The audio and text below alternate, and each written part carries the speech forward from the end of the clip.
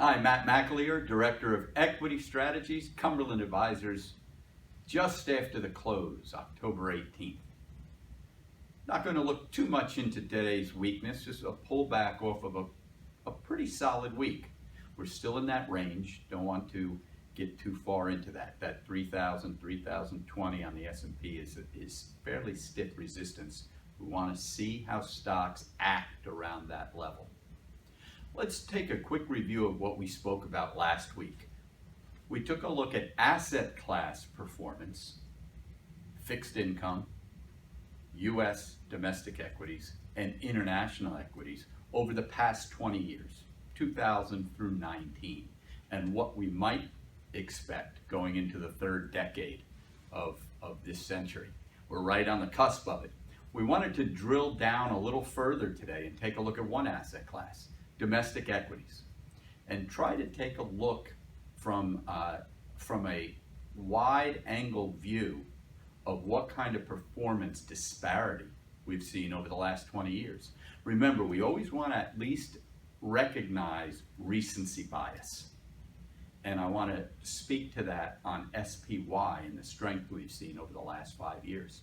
But the first chart we want to take a look at is the performance between IJH, IJR, and SPY. That's the mid-cap, small-cap, and S&P 500 from 2000 to 2009, first decade of the century. It surprised me, even though we've traded through those periods. Looking back, I was shocked to see how much outperformance we had in small caps and mid versus the S&P. In looking at that chart, it's amazing to see that 7 of the 10-year periods, the S&P 500 was the weakest of those 3 size styles, small cap, mid cap, and the S&P. We've had a flip from 2010 through 19 as we look at that chart. Here we see 2010 through 13, we still had strength in small and mid cap versus SPY. But that started to change, and we've seen, 5 of the last 6 years, S&P outperformance. When we look on the far right side, overall performance, and remember, TR is total return, includes dividends. When we look at the far right-hand column,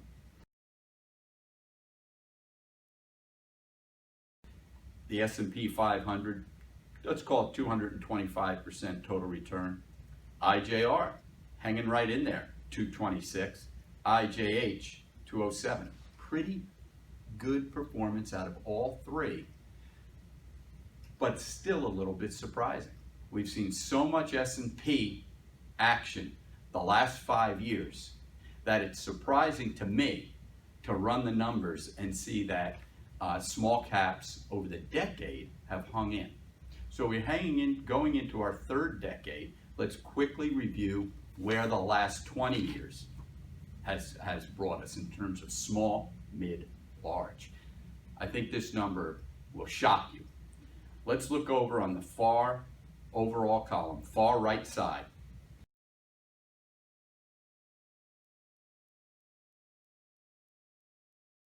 IJR, which is your small cap, 600, 495% total return. IJH, mid cap, 461. S&P 500, 194 and change, let's call it 195. What this shows you is the power of compounding.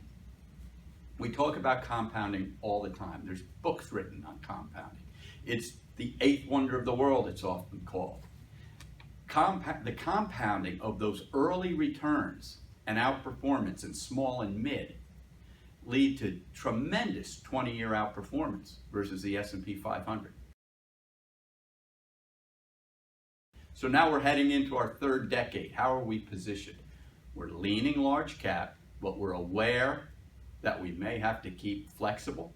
We have to respect that demand can go in different directions, and we have to keep looking at valuation levels small, mid, large. So we'll keep working on this in our weekly videos.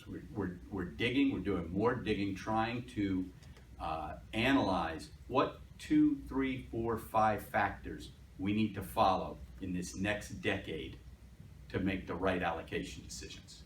Everyone have a great weekend. Please feel free to share this information with your friends, fellow investors. This is really surprising information when we look at the last 5 years of S&P domination. Again, enjoy the weekend. We'll see you next Friday.